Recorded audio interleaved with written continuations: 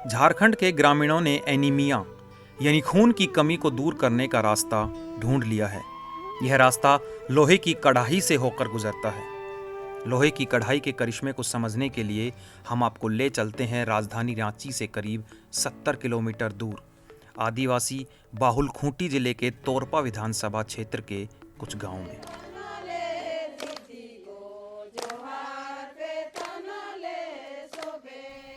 ETV Bharat की team के सामने लोहे की कढ़ाई में पालक साग लिए बैठी महिलाओं के गीत से समझ आ गया कि लोहे की कढ़ाई इनकी जिंदगी का अभिन्न अंग बन गई है। अब हमारा सवाल था कि एनीमिया जैसी बीमारी से लोहा लेने के लिए लोहे की कढ़ाई की क्या भूमिका है। इन भोली भाली ग्रामीण महिलाओं को किसने बताया कि लोहे की कढ़ाई में खाना बनाने से इनके शरीर में आयरन की कमी दूर हो सकती है।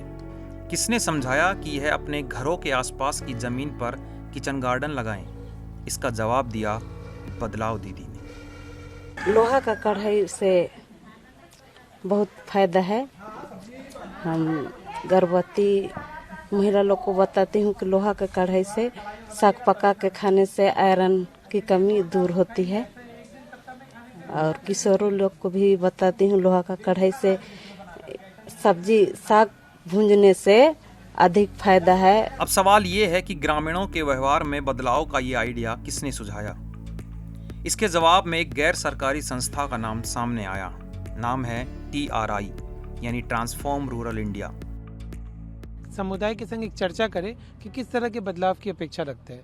उन्हीं चर्चाओं के दौरान एक निकल के आया ये आइडिया कि बदलाव दीदी, अगर उनमें से कोई एक दीदी आगे बढ़ के जिम्मेदारी ले कि समुदाय में किस तरह का परिवर्तन चाहिए और उसके लिए वो सेवा भाव से समुदाय में वो जानकारी को फैलाने में मदद कर सकती है, तो बदलाव दीदी का वो काम करने के लिए अगर तत्पर होती है तो हम लोग उनका सहयोग करने को तैयार रहते हैं।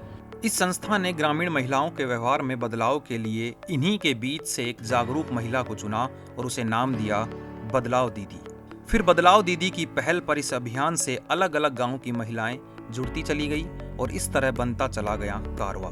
तो सबसे शुरुआत में तो हम लोग को बहुत ही दिक्कत परेशानी, क्योंकि गांव देहात पूरा जंगल झाड़ हर एक टोला टोला घुस के हम लोग को बदलाव दीदी का सिलेक्शन करना था। हमारे पास लगभग 150 से ऊपर है बदलाव दीदी और अभी भी बहुत सारी दीदी एक्टिव हैं। बहुत सारी दीदी तो अभी कुछ कारणवश ड्रॉप आउट भी हो चुकी हैं, लेकिन बहुत सारी दीदी हमारे साथ अभी भी काम कर रही हैं। अब ये महिलाएं अलग अलग गाँव में घूम घूम कर ग्रामीण महिलाओं को समझाती हैं कि एनीमिया जैसी बीमारी क्यों होती है। लोहे की कढ़ाई में पकाने खाने के लिए शुरू कर दिए और अभी बच्चे सब भी स्वस्थ हैं और हम लोग भी स्वस्थ हैं। एनीमिया, जिसको कि आम बोलचाल की भाषा में खून की कमी कहते हैं, ये हीमोग्लोबिन जब कम आता है, हीमोग्लोबिन की जांच कराते हैं हम लोग और हीमोग्लोबिन कम हो जाता है, तब इसको एनीमिया कहते हैं। खान पान में अगर आयरन और प्रोटीन की कमी है तो एनीमिया होता है। पेशेंट को कमजोरी लगती है, थकान लगता है और ज़्यादा जब बढ़ता है एनीमिया तो चक्कर आने लगता है और आँख से धुंधला दिखाई पड़ता है। पेशेंट गिर सकता है, बेहोश हो सकता है। ऐसी हालत में एडमिट करके हम लोग को फिर ट्रीटमेंट करना होता है और इसके बचाव के लिए जो आयरन युक्त भोजन है उसको करना चाहिए, जैसे साग हुआ। एनीमिया से ग्रसित तोरपा के कई गांवों की महिलाओं ने लोहे की कढ़ाई को अपनी जिंदगी का अभिन्न अंग बना लिया है। अब ये महिलाएं समझ गई कि लोहे की कढ़ाई में सब्जी बनाने पर टमाटर, नींबू या इमली डालने से आयरन का क्षरण होता है, जो उसी सब्जी में मिलकर घुल जाता है और इनके शरीर में जाकर एनीमिया जैसी बीमारी से लड़ने में मदद करता है। अब इन गाँवों में एक गीत गूंजता है, लोहे की कढ़ाई में खाना बनाना और परिवार में खून की कमी को दूर भगाना। लोहा कर कढ़ाई में सब्जी बना,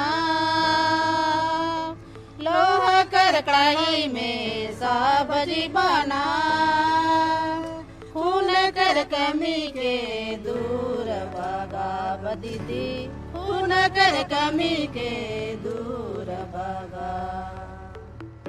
ब्यूरो रिपोर्ट, ईटीवी भारत।